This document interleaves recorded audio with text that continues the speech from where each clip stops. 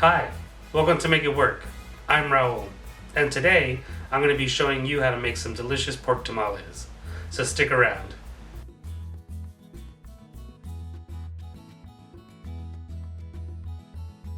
As I said, today I'm going to be showing you how to make some delicious pork tamales. For me, during the holidays, having tamales was an amazing treat, and the holidays wouldn't be complete without them. So I thought a wonderful way to kind of bring you guys into my culture a little bit would be to show you guys a recipe I've been working on for the last couple months. So hopefully you guys can try it out, tell me what you guys think, and enjoy the tamales. Here's everything you'll need to make this recipe. This will make about 30 tamales. Don't worry, anything you miss you can check the description down below. First, toast your coriander seeds. Next, we're going to cut up 1 large onion or 1.5 medium-sized onions. We're going to dice it finely so we can cook this on the stovetop.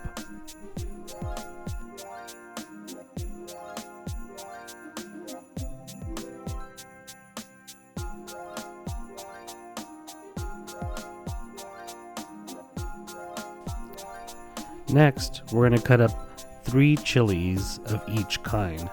I have 3 guajillo chilies, 3 Pasilla chilies, and 3 ancho chilies. I'm going to make sure I get the stems and as many of the seeds as I can out.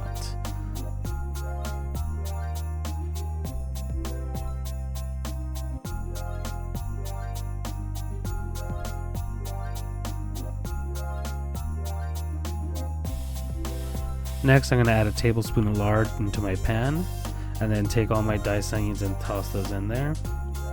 And I'm going to add a tiny pinch of salt just to draw some of the moisture out of those onions. And toss them around for a little bit and let them cook until they're all nice and shiny and translucent. Alright, our onions have been cooking for about 5 to 6 minutes. They look nice and translucent.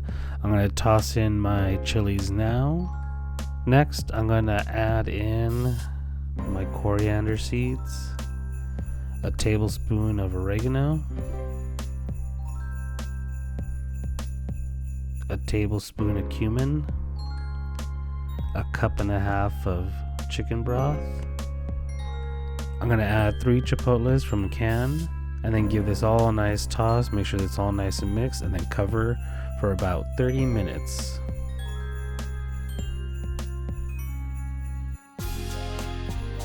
Minutes later, we're going to take those chilies off the heat. We're going to put them in our blender. Sorry about my arm. Toss those all in the blender. Make sure you get all the good bits on the bottom, all the chilies, all the onion, everything. All that's going to be flavor for our sauce.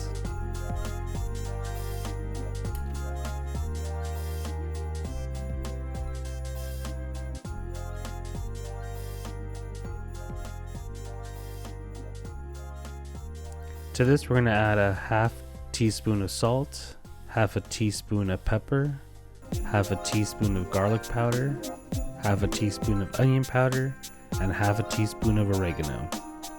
Then we're going to cover that and blend it all together.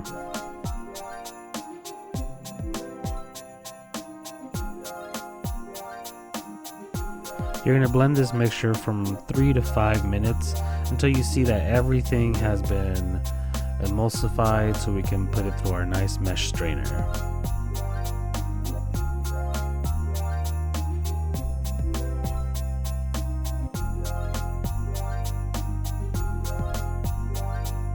This is the perfect time to taste your puree to see if it needs any salt, any pepper, or if it's missing anything. Next, pour your chili through a nice fine mesh strainer or sifter. And make sure you get any of those insecurities and impurities out. You might be asking yourself, do I really need to do this step? And I think it's a must do, especially if you don't like picking off little chili flakes through your teeth or on your food. I think it's a pretty important step, so don't leave it out. Next, I'm going to cut up my pork. You're going to need about 4 pounds of this. Get whatever kind of pork you like. I actually just had some left over from Costco, so that's what I used. But normally I would use something like a pork shoulder or a pork butt, something with lots of connective tissue, so that when you add those bay leaves, it'll melt, really create a nice creamy sauce. Once you've cut everything up into small little cubes, we're going to toss some lard into our pan and then toss those pieces of pork right in. We're just going to try to get some nice caramelization around the pork on all sides before we pour our sauce in it so we can braise it.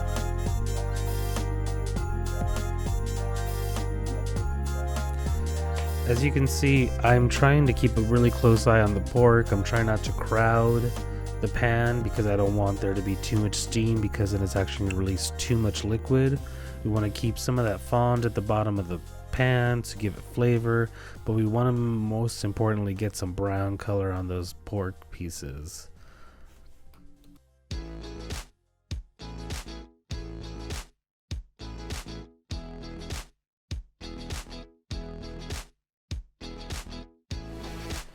Alright, as you can see, I have 2 different pans, so I tossed the rest of my stuff in there and I put the other stuff to the side just to sit and cool for a little bit while I finish searing the rest of my little chops.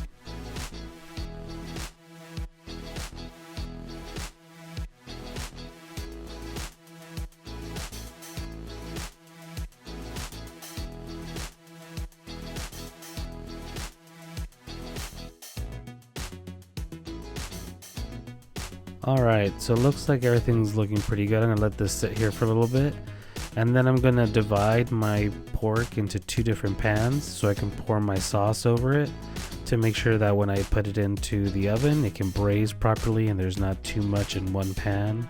So depending on the size of your pan, split them, or if you have a big enough cast iron, go ahead and put it all in one pan, but just make sure that the pork is barely covered by the sauce or the chili puree. You want to make sure it braises, but it's not completely submerged in this sauce. You want to be able to still see some of the pork right at the top with some of the sauce. And this is a great place to go ahead and just reserve a whole cup of that chili puree sauce. Now that we've added our chili puree, we're going to turn on our stovetops and bring these up to a boil just until it's bubbling. Then we're going to take them off the heat and put them into the oven. Once you see a little bit of smoke, we're going to add our bay leaves, and then they're ready to go into the oven.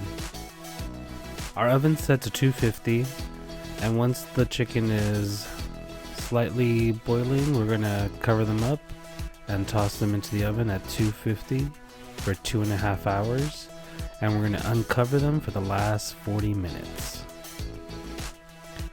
Once the pork comes out, I'm going to shred it and add a half cup of white vinegar or apple cider vinegar. Depends on your choice. Alright, now we can focus on making our masa. We're going to take 4 cups of maseca, pour those into our mixing bowl. And here's where we get a disclaimer. You do not have to use baking powder. I use baking powder in this recipe to try it out. But I also did a second batch without baking powder, and I would recommend no baking powder. If you are using, that's 2 teaspoons of baking powder and 1 teaspoon of salt, 1/4 cup of chicken broth. I have 2 cups of lard set aside, and I'm going to pour them in little by little as I need. I'm going to add a little bit more of that lard and then the rest of that lard and mix it all together. And then I'm going to add a 1/4 cup of my chili puree sauce to this mixture dough. I know this isn't traditional before you guys start yelling at me and screaming at me. I really do like the flavor of the dough and the masa a little bit more with the chili puree in it. I think without it, it is a little plain. Some people think it's a little bit more traditional, which is totally fine. I like both, but I decided to try this for the recipe that I was working on. You'll know you're done mixing the dough when it hardly sticks to your hands. keeps sticking to your hands, that means you need more lard. Alright, we're going to take our husk, take a little bit of our masa and start spreading it down towards the edge of our tamale husk. And get a nice thin layer. You don't want it to be too thick anywhere because it's going to take longer to cook. So you want a nice thin layer, and you want it to go almost all the way to the edges, because that's where we're going to pinch the tamale together. We're going to fill it with our pork filling, a generous filling, don't overfill like I did. We're going to fold it over and pinch where those edges meet together, and then roll that over. And then we're going to make sure it's nice and evenly distributed. We're going to take the bottom edge, fold it up, and we have our tamale. And we're going to do that about 60 more times.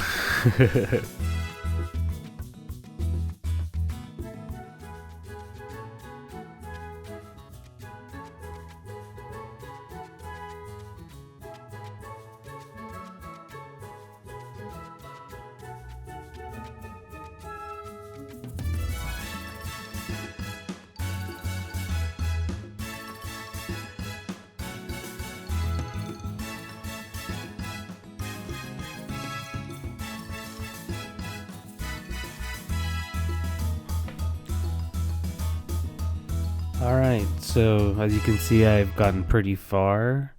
And just remember, if you still have some of that chili puree left over, you can add some of that into the tamales. You can add some more sauce. Some people like to add some jalapenos or some other stuff. But for me, I just wanted to test out this recipe and see how it turned out. So I didn't want to add too many different things to change up the recipe. Once you're all done wrapping, we're going to take our big steamer pot and start stacking them towards the edges. And we're going to put some of the corn husks all the way at the bottom to make sure that none of that water splashes up, and also just to give them a little barrier between all that liquid down there. If you're having trouble stacking your tamales, go ahead and add a little ceramic cup or a mason jar, or even some aluminum foil in the ball, just to kind of give yourself something to prop them up against. I ended up cooking my tamales for about 2.5 hours, and this was for about 60 tamales, so about double the recipe.